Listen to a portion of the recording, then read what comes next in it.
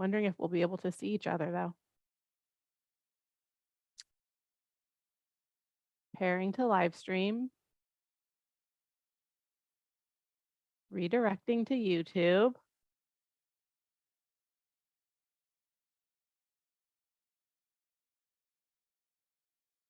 Okay. Hey. All right. Everybody here? Everybody see? Yes. Yep, and I double checked it on my phone. It's live. Got it.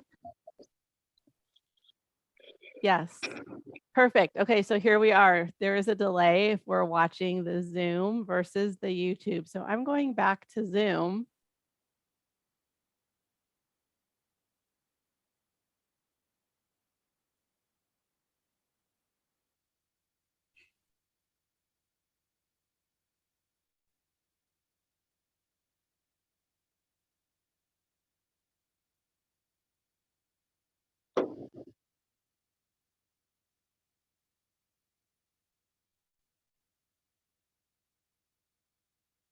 Okay, now we're going to start without all the overlap. So welcome if you are here. I am like amazed that you found us and excited that you have found us.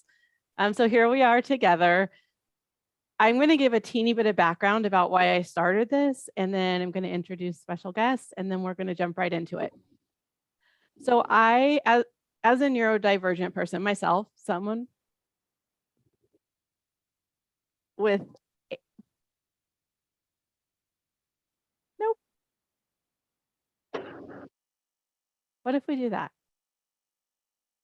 There we go.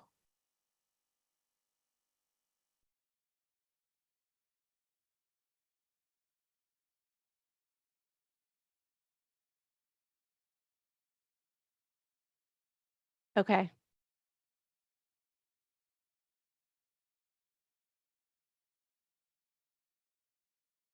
There we go. Learning. Can everybody hear me? All right. Turn the speaker off so we didn't have the delay happening. All right, so we're going to jump off. I'm going to share where the idea came from, and then we're going to get into the discussion. So basically, as a person with ADHD myself, neurodivergent human, I have so many thoughts, so many ideas, and I know many of you do as well. And so what I realized was I'm very passionate about how conditioning and the systems in society have played a role in the way I see myself, the way I show up, and the way I perceive myself.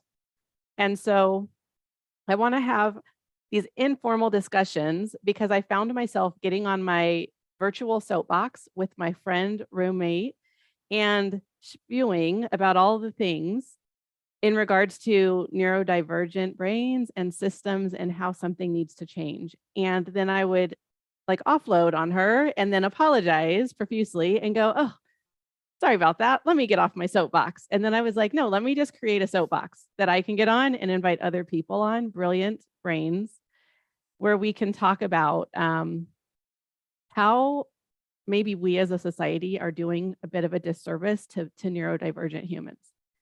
And so today's topic in particular is around what if nothing's gone wrong? And what I mean by that is we are born into this world, into systems that are already established, and many of them are linear. And we've all kind of agreed as a collective humans, 24 hours in a day, 7 days in a week, 365 days in a year. There are rules that we subscribe to, like productivity is the best way to be, and linear thinking is the best process. And I think because we are born into that, we just don't ever question it. And I want to distinguish for a second. Neurodiversity, the term neurodiversity includes all brains, all human brains, right? Neurotypical as well as neurodivergent. When we say neurodivergent, what I'm referring to is non-neurotypical, meaning you may identify with labels such as ADHD, autism, OCD, panic disorder, anxiety, depression, some of these other labels that we've assigned. to brains that operate in a different way. And so I just wanted us to take a moment today to imagine, like consider for a minute. Let's start like a really far off place and then we'll bring it in. What if when we were born, the example that was shown was that planning ahead of time for things is a horrible way to exist because we never know what's going to happen next. And the best way to exist is actually to experience, sense, and respond, right? Like, what if that was just the collective belief? Like, planning ahead is a very bad idea because we could be wasting a ton of time planning when we can't predict what's going to happen tomorrow.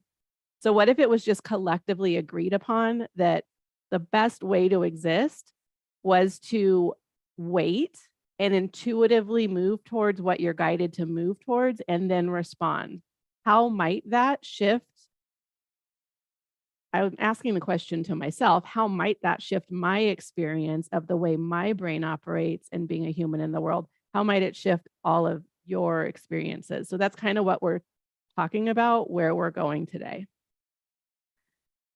Before we do that, I want to allow each special guest to introduce themselves and just share their name, who it is that they work with. I happen to have coaches with me today, so who it is that they work with is an appropriate response, and just their maybe initial thought on this topic. So who wants to start? Okay, Vivian, jump on in. Hello. Thanks for having me on. My name is Vivian Frost, and I am a life coach for new moms over 40. I am, I guess, considered neurotypical as well, but was discovered it formally at the young age of 47. So, hi. In terms of what you just said, if I could, what quickly came up for me was I love the idea of being able to respond how we want without having to think in this linear fashion. And the first thing that came to me was programming. You know, most of us are programmed as children from the time we learn to speak of how the world works, how things are done, how they should be done, right? According to however you're raised. And it's a lot of undoing, I think, what we deeply hold to be true for ourselves. And that can be difficult for many of us. But I love you exploring this idea today. Yeah.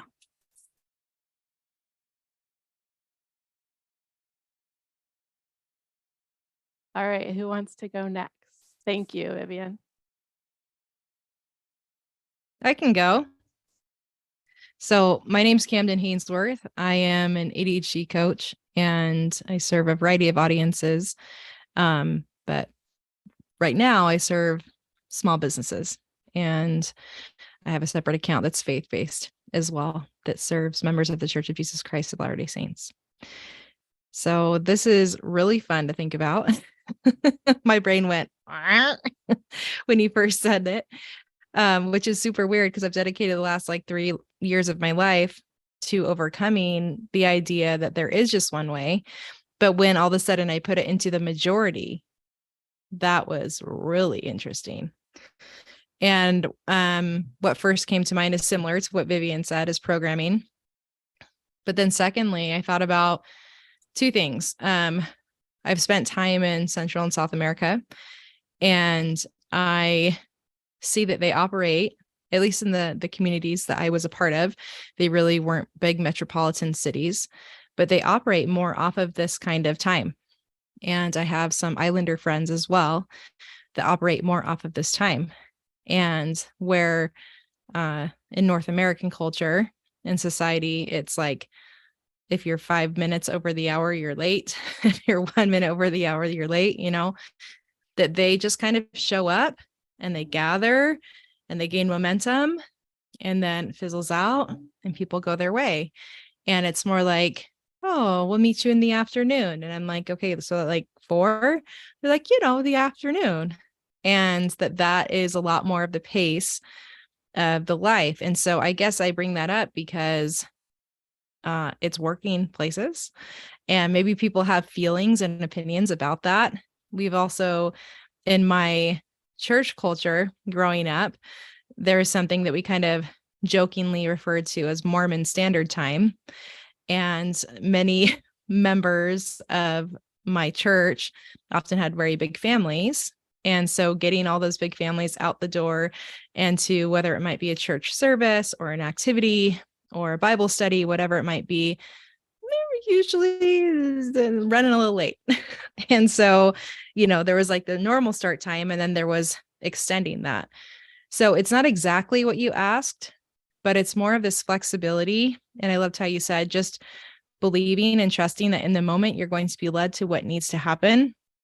And I feel like to an extent, I've seen people embrace that side of them and it's worked.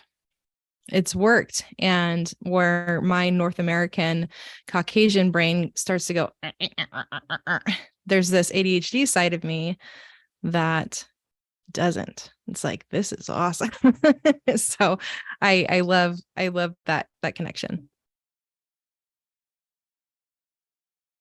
Yeah, and I can jump on next. Is I love what Camden said. So my name is Lema Abubakar. I'm a life coach in mindset and spirituality. That's my focus. And I focus more on the Muslim mindset of how to approach your life. And one thing that you said is in the countries that I come from the Middle East, and I do agree they are much more relaxed about time.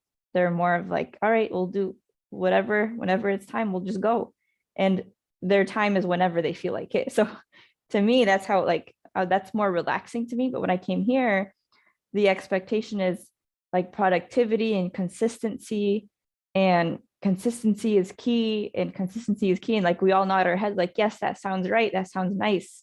But it's like ADHD is not consistent friendly. And to me, I always thought there was something wrong with me, that I couldn't get myself to be consistent.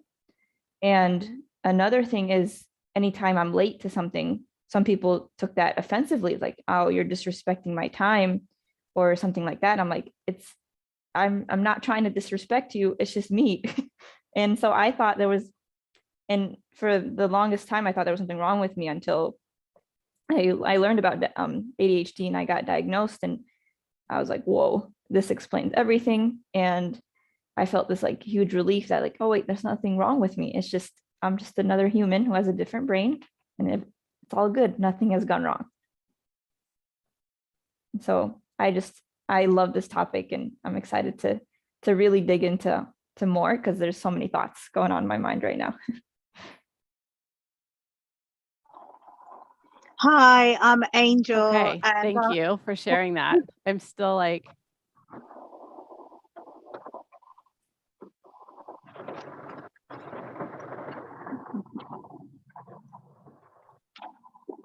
Okay, hi, I'm Angel, and I'm a wellness coach for female entrepreneurs and women in leadership roles.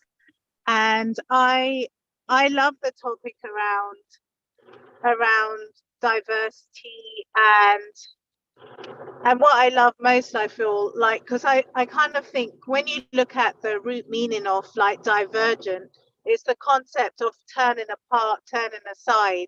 So we're saying that there are these normal brains, and then there's these brains that turn apart, they turn aside, they're not the same. And I kind of think that when I heard Camden talking about South America and the culture there, it kind of makes sense that Western culture, it views sort of productivity, time, focus, the way to do things quite differently to some Eastern cultures. And like we sometimes kind of see things in more of a label, in a topic way, or a label like ADHD, rather than looking at the whole person and the environment.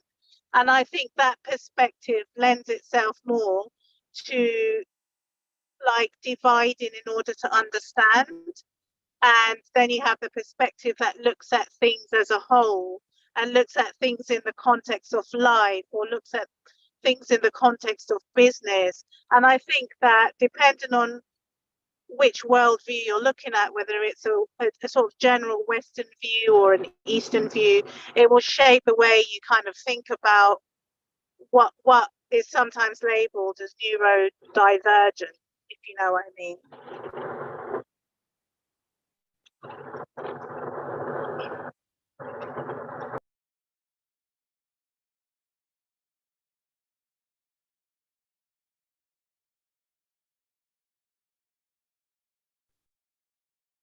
I don't know if I should jump in or not, but I wanted to add, like, listening. Okay. Thank you, everybody, for sharing. I am actually having a little bit of a technical difficulty. I'm going to let you continue the conversation while I solve for the echo so we don't have the overlap. I'm going to let you continue on, and I'll be right back on. No, I was just going to say, like, when Lemma was saying about showing up late to certain things and people getting offended, I think that's one of the reasons why it took so long for me to get diagnosed, because I'm not late to things. I'm usually early or on time. And,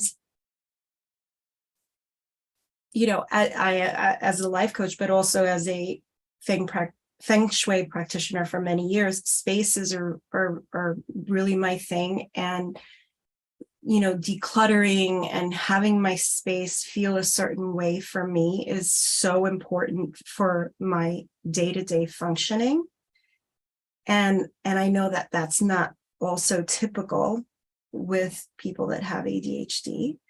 So it's interesting how you have this umbrella of this term, but in actuality, it means different things to different people, right?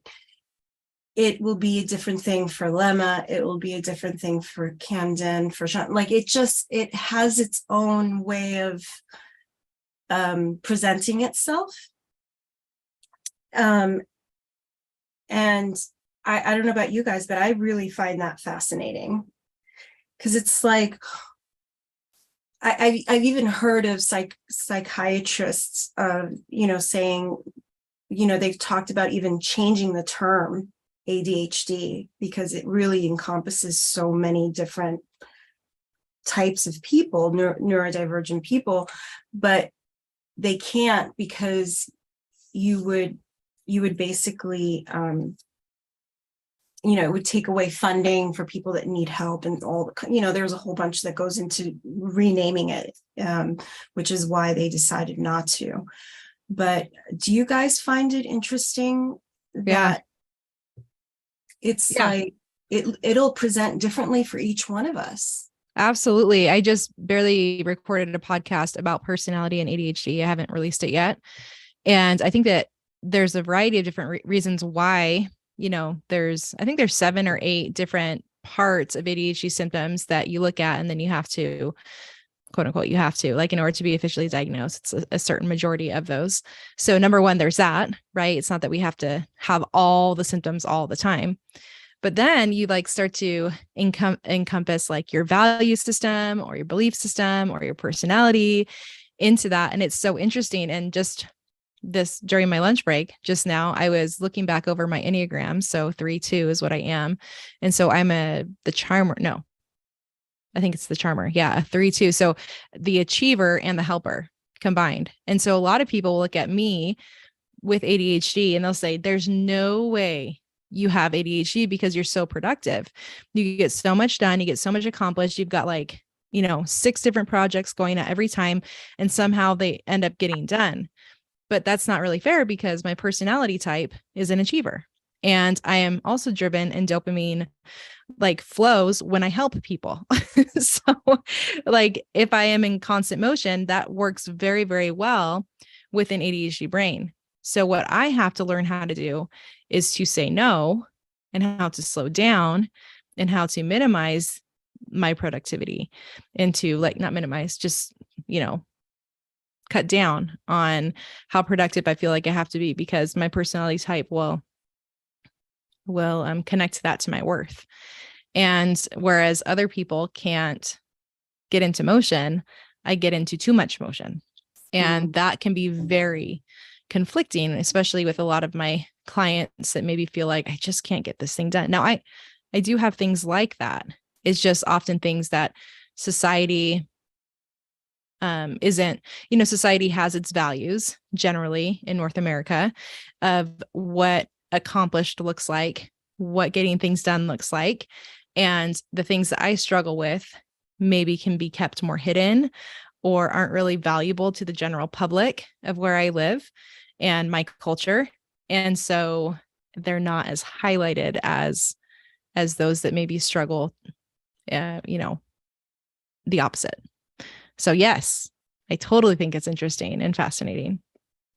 And to add on to what you said, I think like as you're talking and saying you're really productive with things, my brain immediately went to, oh, I wish I was overproductive with things, because then I would feel like I'd have a better life and I'd be more successful. And I noticed my brain doing that as you're talking, which I've internalized a lot of the should statements of what we should be like, of productivity is better. And for me, I remember the word lazy really got to me. Like growing up, I would be called lazy a lot. And when I hear it and I'm just like, I just don't, there's some things I'm just not interested in doing, or and I was labeled as lazy. And so then now when I hear you say you're so productive and you don't like to be productive, I'm like, I wish I had that.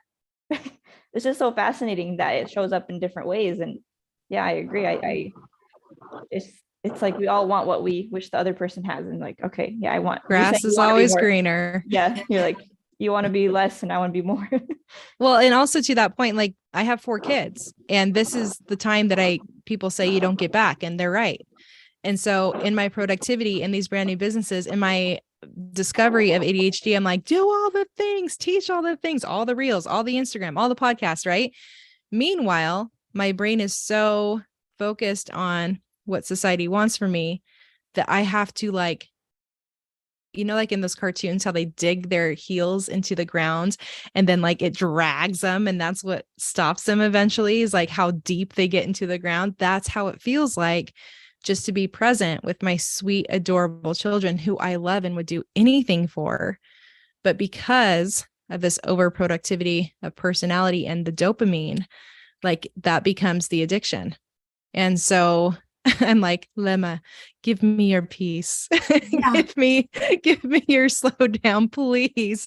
Because that's what I value most is family. And my ADHD and my achievement mentality is pushing me elsewhere. But I guess it kind of goes against the grain here of what about if nothing's wrong? So I think we can learn from each other of ADHD, that yours isn't wrong, mine isn't wrong. Everyone here on this call, it's not wrong. It's just a matter of getting to know our own personal ADHD, just like you said, Vivian, and Lemma is perfect. Yeah. Right. I think go Angel, go. Yeah, I was going to say, like this concept of individuality as well. I think it's so important because the diagnostic criteria for autism that came out in the early 1950s, and it kind of the original idea behind it came from a guy who worked like a Swiss psychologist. He described a schizophrenic person as autistic. And from there, they realized that it was too narrow a definition because the idea of autism. I feel like I'm missing so much goodness. Really? You're going to have to come back in and watch the replay. So fun. Welcome back. So we were, Angel was just speaking, but we had just gone around about how our ADHD shows up differently for each one of us, and how you have like this umbrella of a ADHD, but really it's so different for each individual. Yeah. Sorry, Angel. We were just, I was just highlighting the concept of individuality and how the diagnostic criteria kind of, it kind of attempts to put you within a type of category, but then there's so much debate over these categories because people just don't fit nicely into the category. Like Camden said, she was talking about her overproductivity, and then Lama was talking about her like how she really admires that. And I kind of think there's all these different spectrums within each individual, like, and in some ways it kind of makes the term neurodivergent redundant because we all are neurodivergent. And then if we were then to say, okay, let's just look at the symptoms, let's look at the lack of the focus, or we look at time blindness, then the truth is that you see that across the population. So then it comes down more to the spectrum, like to what degree do you have time blindness, or to what degree can you not focus? And it becomes, if you kind of were to sort of think about it at depth, you see that we're all individuals, we've all got these strengths and these weaknesses that when we work together, it can work really well.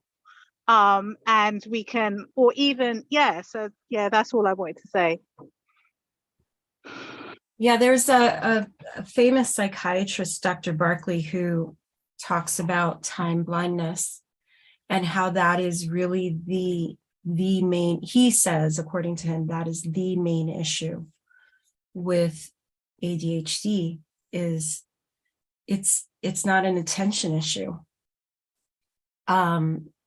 It's an intention issue. And I thought that was fascinating when I heard it. I was like, oh, it's not attention. It's just, you're really good at what you enjoy doing, right? And so it becomes really easy for us to hyper focus. So I feel like I am going to watch the replay. I'm so glad I invited the smartest of the smartest onto this discussion, because I know you are more than capable of rolling with it. So I'm going to let you continue to roll with it. It's a great test. Keep going.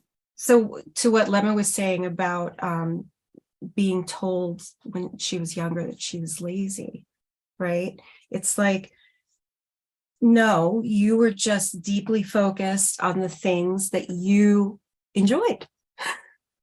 And if that meant not doing your homework, or not focusing on whatever was happening in the family dynamic in the moment that you were supposed to be listening to, but just had no interest in listening to, you were labeled lazy, right? And it's like, no, it couldn't be anything further from the truth. It's just, we're going to be hyper focused on the things that we are interested in, right? And sometimes that is to our own detriment, because I have noticed where that can be to my own detriment, because I think, like what Camden said, I love my son dearly and like nothing else. And sometimes when I'm focused on writing or whatever, it's not that he's not important. It's just I'm really, dialed into what I'm doing. So the question then comes up is judgment, right? Because we're always, whether you're neurodivergent or not, everybody's always judging themselves, each other, right? And I think to the point of where Sean started the discussion, which is, right, like, What if nothing's gone wrong? Yeah. Right. And maybe when we think that it's gone wrong, when in actuality, what we could be thinking is, oh no, I am judging myself again. And instead of doing that, how can I lovingly kind of move over here now? Because this needs my attention. Yeah, and I think to add on to that, I think we've been kind of swimming and drowning in this concept of what's right and what's wrong, according to society. And so if you have an idea that, procrastination is bad and you're not supposed to be lazy, and this is all.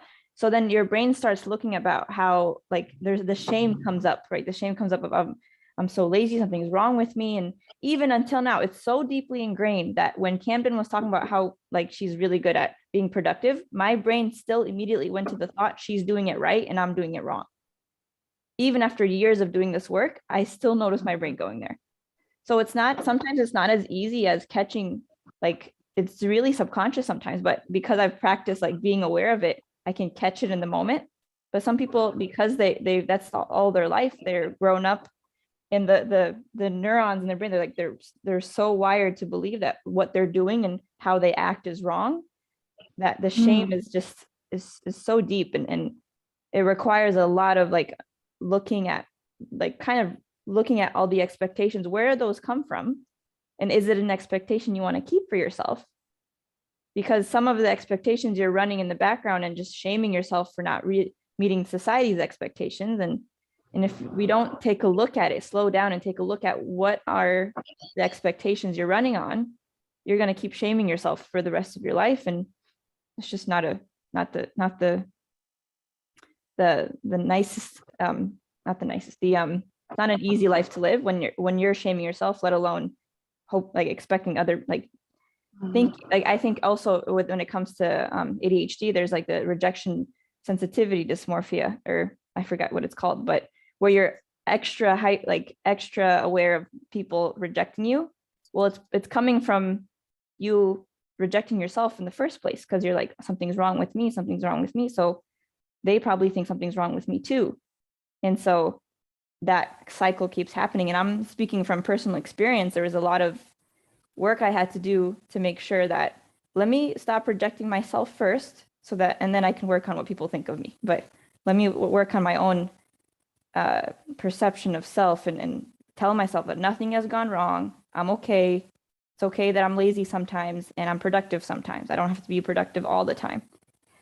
And I just think that work is so important when it comes to people with neurodiverse brains. And I think it's so interesting, the concept of laziness itself. Like, when we think about work, like working hard, being really productive, getting a lot of things done is often praised and thought of as a very positive thing.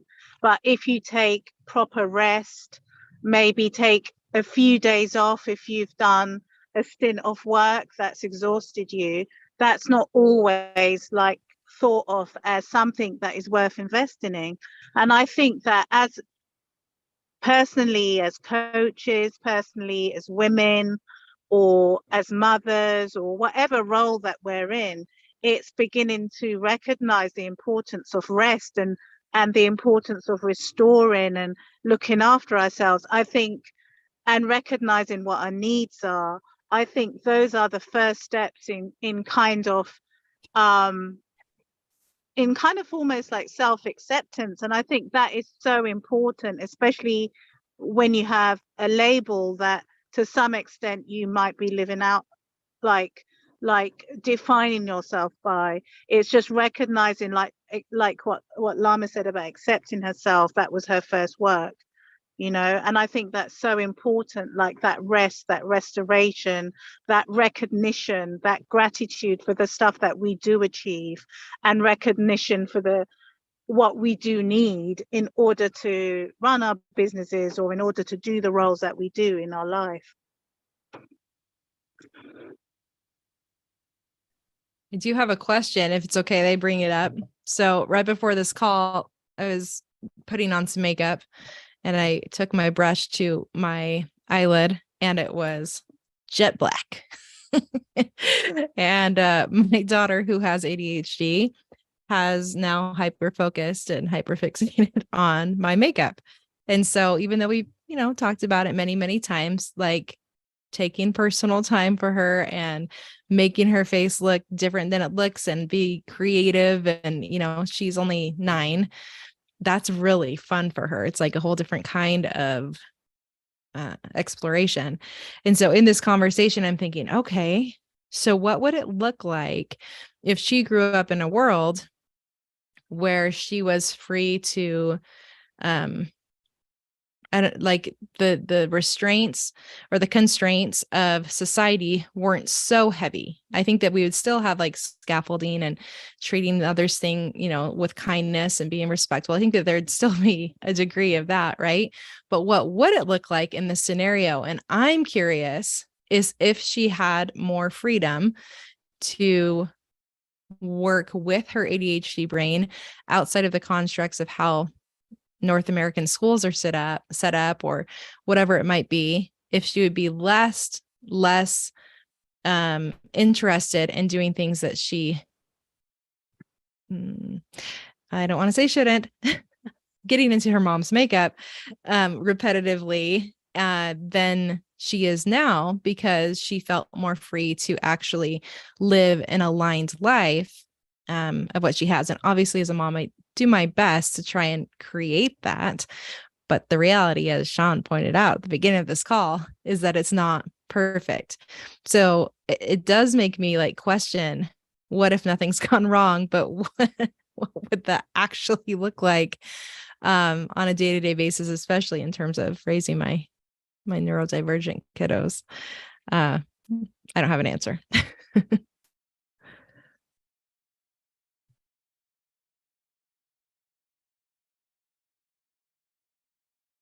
And maybe we don't have to answer. It's just No, I think what you said is really interesting, because it's like you can have the scaffolding, right? Which is important, I think, to a certain degree. But the scaffolding isn't a prison, right? It's there, it's a tool. But then there's a type of scaffolding that you build around a person, and it becomes very kind of like you can't move, right? So having things in place, and at the same time knowing that that's not going to be perfect, right? And also not making the scaffolding too overwhelming either, right?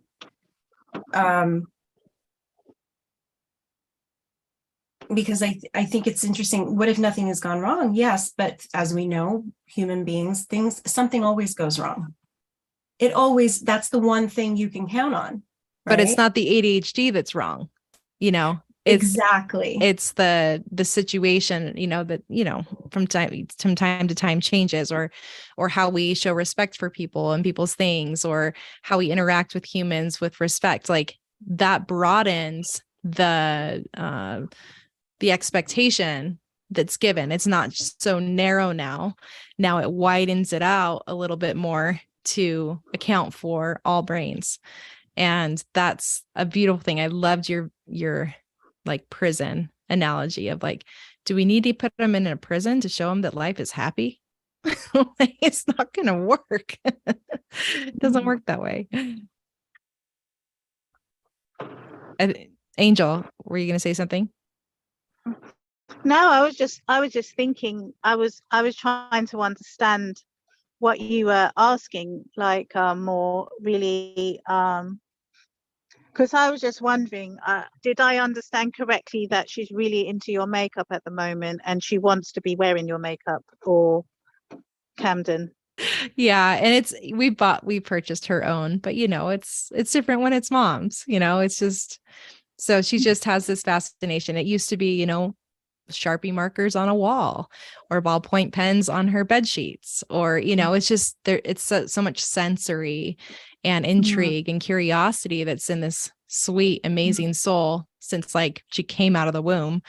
And now it's just landed on my makeup. So I just thought it was funny that right before this call, I was like, whoop, right on my eyelid. Not exactly what I was going for. Yeah. No, because I think it's so fascinating, because I think that I think there's a sort of element of learning and figuring it out, isn't there? So there's it, but it can be quite an intense figuring it out and learning. And I always wonder, like I always think, like as a parent of a neurodivergent child, it's like looking at how you can use other modalities, like going for walks or doing things that are completely unrelated that help to regulate the inner part of the child that then have this knock-on effect over time. Because I kind of feel like there are these periods of time that they kind of go through where they do have this intense activity, but it's the other activities, not so much of that activity, but the other activities that kind of help to regulate that inner part of them that's really getting them highly intensively into one particular thing. What do you think? What do you think about that? I think that you're spot on. I think that there are definitely times in her life, it will never go away. And I think every ADHDer, it's intense in their own particular way, right? But there are certainly ways that we can encourage her creativity that allow rest at other times in the day, you know, if that's been fulfilled. I think the biggest question on my mind was, what if nothing's gone wrong? And if all of society changed, what would that really look like in terms of these things? You know, that I think that was my biggest just question. We're doing much better as a family of knowing how to navigate this with acceptance and shifting of expectations and all of that. But my question is, what expectations am I shifting them toward?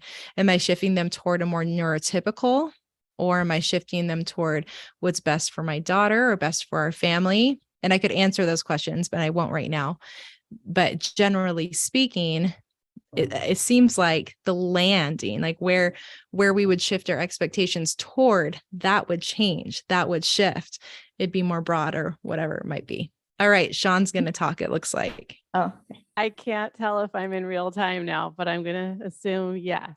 And it actually, I missed so much in the middle, and that's fine, but I feel like I'm coming in right when I want to. Because what you just said, Camden, like, what do we shift to? Are we shifting towards a more neurotypical? Are we shifting towards a more neurodivergent? Like, what is the shift? It's tied a little bit to a book that I read that was recommended to me by Nick Helen, who's in the group. It's called Normal Sucks. It's by Jonathan Mooney. If you haven't read it, it's a fantastic book. He really goes into the history of how we determined what was normal in the United States historically. And there is so much science and data around it. It's crazy. Like, literally, what does a normal woman look like? What does a normal man look like? And the goal was to find the most normal person out there who could physically represent the most normal human beings. There's like a museum with a statue in it of the normal woman and the normal man. This is how much thought went into it. Conditioning, right? So I'm like, I think that it's a perfect segue a little bit into that, because I think we're not even aware of how much normalcy, air quotes, has been imposed on us as a society. And maybe it's less of like a moving towards something or away from something, but like an opening up of something. So it's like humans were born, neurotypical humans, neurodivergent humans. I'm going to put like as an outlier, right? And the circle has been kind of here. And so rather than like us moving that way or them moving this way, what if they get to stay where they are and we get to stay where we are, but like the aperture opens up to include all? Like, what would it look like to have both? Yeah, Lemma, I see your energy is like, ooh. yeah. I just wanted to add to that, because how I like to think about it is kind of like there's like an executive board of society which determines what's normal, and they have this set of rules where they say, okay, this is normal. Waking up at early morning is better than waking up late. Productivity, consistency, that's what's good. Okay, and then if my brain has the thought of, oh, I'm doing things wrong, and I look at the manual of how society wants me to be, it's true, I am doing things wrong. So then I like to think, okay, what's the society that I want to follow, or what are the rules that I want to follow? And so the question of how do we know if something's gone right or wrong, I get to determine that for myself. In recognizing that I've been conditioned to follow the society rules, and now waking up and thinking, okay, now I get to decide and make my own board of whatever it is, right? And decide, okay, this is what's right, this is what's wrong for me. And I recognize that some people might not agree, and that's okay. They can have their rules and I can have my rules, and we can live together, and it's okay. So that's what that idea came to me, and it really helped relieve that thought in my head where I'm doing things wrong. And that's like, yes, brain, maybe we are doing things wrong according to them, but that's okay, because we know we're doing things the way we want to do. So nothing has gone wrong according to me. Yeah. Totally. And also there's a certain percentage of wrong and a certain percentage of right in every human being. And so I think we all have biases, and we're going to naturally be biased towards the things that feel most natural for us. It makes sense. But like if a whole segment of society has been normalized, there is like a bias towards that just doesn't take into consideration like any of the rest of it. And so how can we maybe start to look for, I love the concept, and I don't remember who presented it, but the 10% of good in everything, literally everything, right? Like the thing that seems like the worst possible idea to you, where you're like, this is awful. Can you dig deep and find the 10% of good in it? Because I think if we could all start to do that, it would just actually start to open up that. It would take us from here to like, oh, 10% of good in everything. At least it'll get us here. We're still not inclusive of everybody, but it's like open the window of opportunity a little bit. And if we can find 10% of good in everything, can other people find the 10% of good in us that maybe is less comfortable for them? And then on reverse, can we find the 10% in everything that's maybe not so great? Because it's there inherently with everything. So like, what is the 10% that's not so great in that idea, or what, or you know, the way they're doing that? And what's the 10% not so great with the way I'm doing it? Can we hold space for both at all times?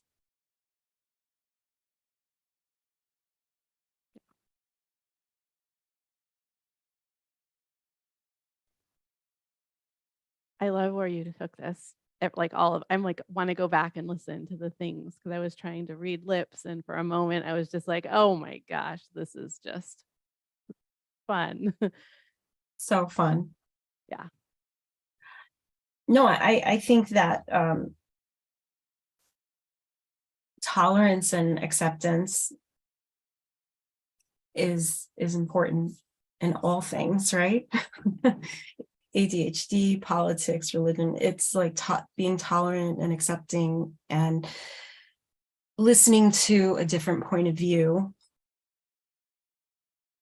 that you may not agree with, and that's okay. There's no need to, you know, fight over it, right? It's just being open to understanding.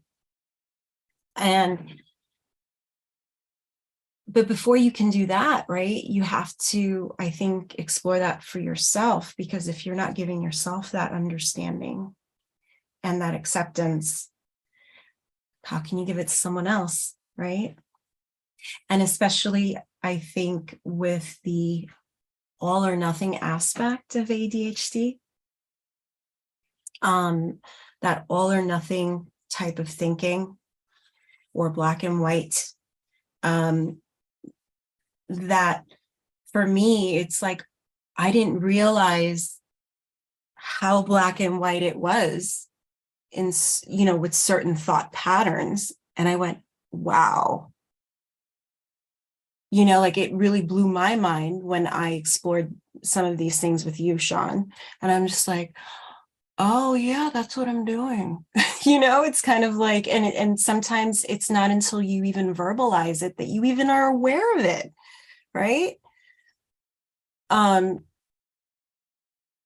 So I think it goes back to, you know, what if nothing's gone wrong? Meaning, what if nothing has gone wrong for you as the individual? Nothing's gone wrong, right? And noticing where you place judgment and shame on yourself. And I think doing that work of unraveling that just leads you into being more empathetic with not only yourself, but with others, right? And not making assumptions. Yeah.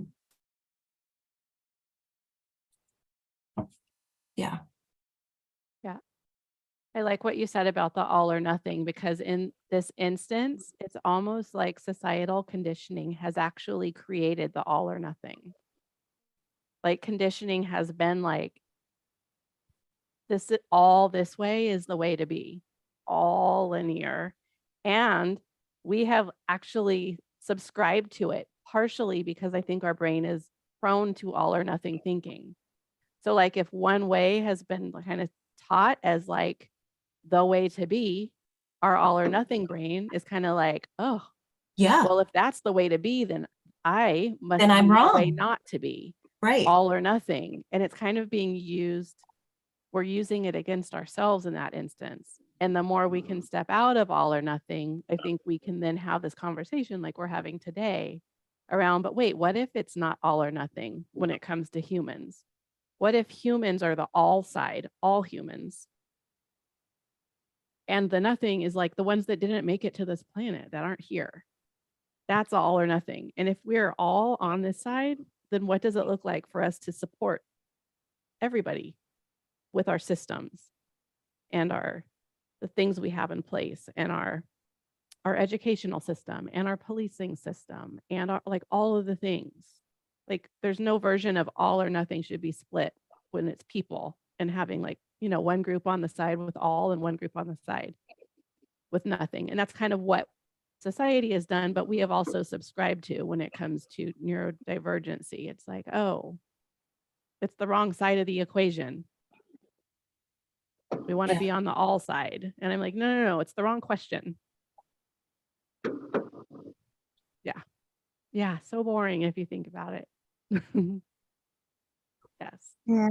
I was going to say, when I first realized how different each individual was when I was working in a clinic with I guess you'd say neurotypical and neurodivergent people, and I just saw the sensitivities of the body, the differences between one person and the next, like sensitivity to foods and chemicals and all different kinds of things. And especially when the children came in, I just saw the differences in their characteristics. And I think that that was the first time I thought humans have been designed with all these beautiful, unique characteristics that allow them to contribute in society in this unique way. And together, working together, we make something really beautiful. And that's when I kind of saw that there's this pattern. You saw the patterns of sensitivity, either emotional sensitivity, chemical sensitivity. You saw patterns of like focus and all these different things. And I just thought it was so fascinating. But that was the first time I'd ever realized how individual humans are and how they can come together to create, to offer their unique part to the bigger picture. And I kind of think, like you said, Sean, that sort of all aspect, them all coming together and figuring it out. Yes. Yes. It very much it reminds me of and this is, a bit of a controversial thing for some people, but it reminds me of the Black Lives Matter argument, and how a lot of the rebuttal was, but all lives matter. It is very similar in that, like, we could have just as easily have said neurodivergent brains matter. And then there would be a segment of a population that says, I mean, that's rude. All brains matter. And we're like, yeah, that's why we're saying it, because thus far it hasn't mattered for neurodivergent brains. It's very much a similar like, we don't need to say neurotypical brains matter, because we show through our beliefs and our systems that they do matter. And so that's why there is a focus on what hasn't been noticed, hasn't been considered, I think is the word. Yeah. Anyways, 2 minutes, I just want to thank all of you for being here and pulling it together in a truly, truly genius neurodivergent way. Well, thank you for having Couldn't have us. picked better people. And I want everyone to know that you can go down in the description and you will find links to them that will be uploaded so that you can connect to each and every one of them if you'd like to check out their stuff. I can attest they have amazing gifts, all of them. So be sure you check out their offerings. Anything else anyone wants to add? This is awesome, Sean. Thank you. Look at us like right on time. Sometimes we just have to pat ourselves on the back and impress ourselves. Yeah. All right, everybody. Thank you for joining in. It was good to Thank connect with you. Thank you. Bye.